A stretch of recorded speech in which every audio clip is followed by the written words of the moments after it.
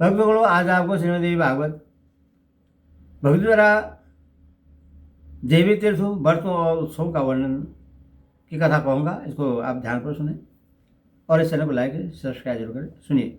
हिमालय बोले, हे देवेश्वरी, इस पृथ्वी तल पर कौन कौन से पवित्र मुख्य दर्शनीय तथा आप भगवती के लिए अत्यंत प्रिय स्थान है। ये माता, आपको संतुष्ट रखने वाले जो जो व्रत तथा उत्सव हों, उन सब को भी मुझे बतलाइए, जिससे मुझ जैसा प्राणी कृत्य हो जाए। देवी बोली, दृष्टिगोचर होने वाले सभी स्थान मेरे अपने हैं, सभी काल व्रत योग्य है तथा सभी समयों में मेरे उत्सव मनाए जा सकते हैं। क्योंकि मैं सर्वरूपिणी हूँ, फिर भी हे पर्वतराज, भक्त वात्सल्य के कारण मैं कतिपय स्थानों को बता रही हूँ। आप सावधान होकर मेरा वचन सुनिए। कोल्हापुर एक अत्यंत श्रेष्ठ स्थान है, जहाँ लक्ष्मी सदा निवास करती है। मार्तपुर दूसरा परम स्थान है, जहाँ भगवती रेणुका विराजमान है। तीसरा स्थान तुलजापुर है। इसी प्रकार सप्तशृंग भी एक स्थान है। हिंगोला, ज्वालामुखी, सांकभरी, भारमरी, रक्तदंतिका और दुर्गा, इन देवियों के उत्तम स्थान इन्हीं के नामों से विख्यात है। भगवती विंध्यवासिनी का स्थान विंध्य पर्वत सर्वोत्कृष्ट है। देवी अन्नपूर्णा का परम स्थान श्रेष्ठ कांचीपुर है। भगवती भीमा, विमला, श्री चंद्रला और कौशिकी के महास्थान इन्हीं के नामों से प्रसिद्ध है। भगवती लीलांबा का परम स्थान नील पर्वत के शिखर पर है और देवी जम्बुन देश्वरी का पवित्र स्थान श्रीनगर में है। भगवती गुहा काली का महान स्थान है, जो नेपाल में प्रतिष्ठित है। और देवी मीनाक्षी का श्रेष्ठ स्थान है, जो चिदंबर में स्थित बतलाया गया है। भगवती सुंदरी का महान स्थान वेदारण्य में अधिष्ठित है। और भगवती पराशक्ति का महास्थान एकांबर में स्थित है।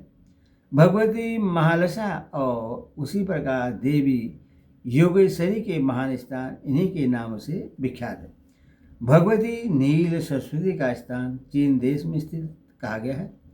भगवती वगला का सर्वोच्च स्थान बैद्यनाथ धाम में स्थित माना गया है।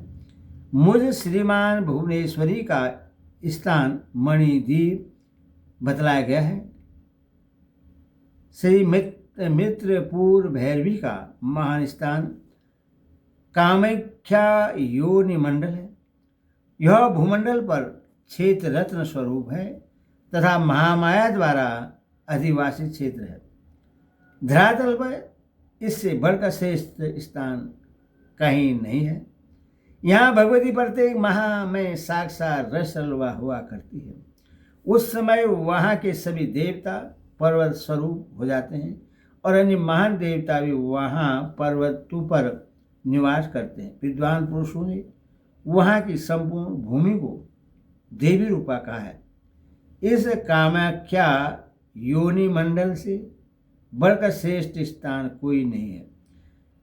ऐश्वर्यमयी पुष्कर क्षेत्र भगवती गायत्री का उत्तम स्थान कहा गया है।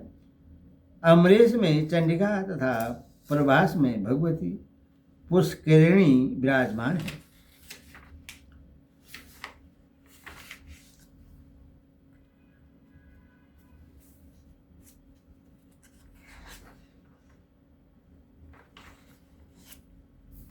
महास्थान नैमिषारण्य में लिंगधारिणी विराजमान है। पुष्कराक्षार में देवी पुरुहुता और आषाढ़ी में भगवती रति प्रतिष्ठित है। चंडमुंडी नामक महान स्थान में परमेश्वरी दंडनी और भूति में देवी भूति तथा नाकुल में देवी नकुलेश्वरी विराजमान है। हरिश्चंद्र नामक स्थान में भगवती चंद्रिका और श्री गिरी पर शांकरी प्रतिष्ठित कही गई है। जहाँ जबलेश्वर स्थान में त्रिशूला और अमरात केश्वर में देवी सुषमा है। महाकाल क्षेत्र में सांकरी मध्य नामक स्थान में सर्वाणी और केदार नामक महान क्षेत्र में वे भगवती मार्गदायिनी अधिष्ठित है। भैरव नामक स्थान में भगवती भैरवी तथा गया में भगवती मंगला प्रतिष्ठित कही गई है। कुरुक्षेत्र में देवी स्थाणु प्रिया और नागुल में भगवती स्वयंभू भूविका स्थान है।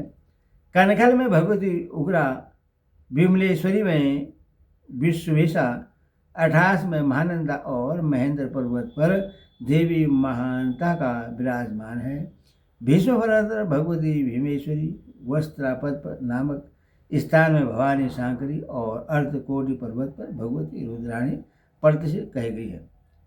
अभिमुख क्षेत्र काशी में भगवती विशालाक्षी, महालय क्षेत्र में महाबाग, गोकर्ण में भद्रकणी और भद्रकर्ण में देवी भद्रा विराजमान है। शोणाक्ष नामक स्थान में भगवती उत्पलाक्षी, स्त्राणशंकर स्थान में देवी स्त्राणविशा, कमलालय में कमला, छंगलंडक में प्रचंडा, कुरंडल में त्रिसंध्या, माकोट में मुक्तेश्वरी, मंडलेश में सांडगी और कांजर पर्वत पर काली प्रतिष्ठित है। शंकुकणा पर्वत पर भगवती धवनी विराजमान बतलाई गई है। स्थूलकेश्वर में भगवती स्थूला है। परमेश्वरी हर लेखा ज्ञानियों के हृदय कमल में विराजमान रहती है। बताए गए ये स्थान देवी के लिए अत्यंत प्रिय है। यही परिवार पहले उन क्षेत्रों का महात्म्य सुनकर तपसा शास्त्रों की विधि से भगवती की पूजा करनी चाहिए। अथवा हे नग श्रेष्ठ, ये सभी क्षेत्र काशी में ही भी स्थित हैं। इसीलिए देवी की भक्ति में तत्पर रहने वाले मनुष्य को निरंतर वहाँ रहना चाहिए। वहाँ रहकर उन स्थानों का दर्शन, भगवती के मंत्रों का निरंतर जप और उनके चरण कमल का नित्य ध्यान करने वाला मनुष्य भवबंधन से मुक्त हो जाता है।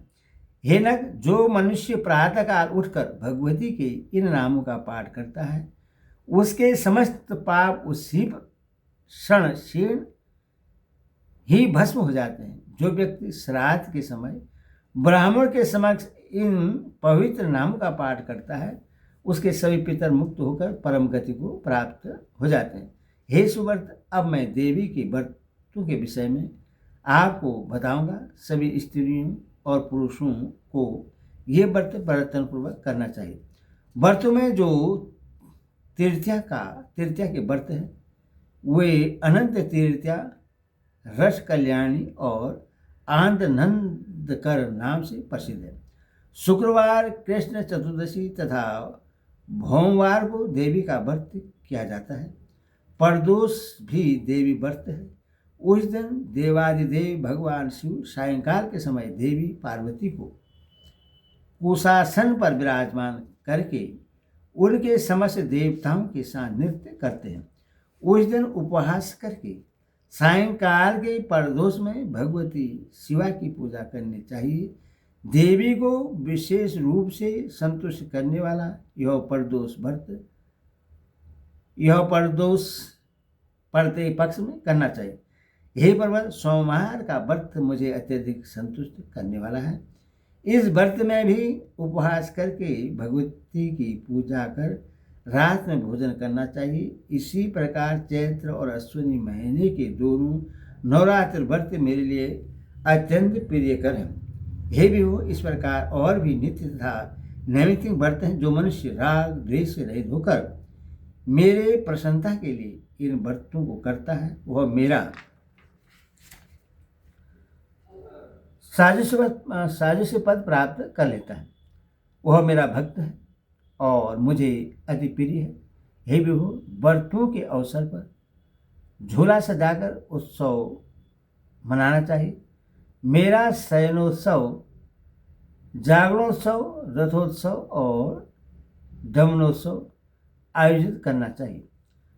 सावन महीने में होने वाला पवित्रोत्सव भी मेरे लिए प्रतिकारक है। मेरे भक्तों को चाहिए कि वह इसी तरह से अन्य महोत्सवों को भी सदा मनाए।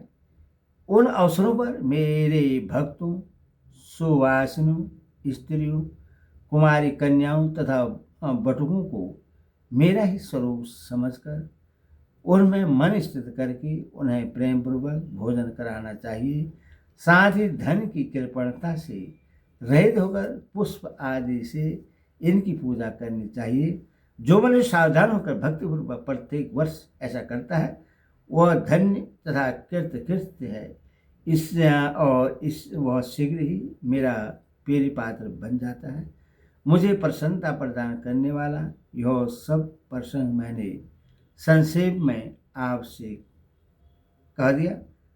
उपदेश न मानने वाले तथा मुझ में भक्ति न रखने वाले मनुष्य के समय इससे कभी भी प्रकाशित नहीं करना चाहिए। इति श्रीमद्देवी भागवत महापुराणे षष्ठ दश सहस्त्राणाम सहिताय सप्तम स्कंदे देवी गीतायां श्रीदेव्यानां महोत्सव व्रत स्थान वर्ण नाम 38 अध्याय। हरि ओम।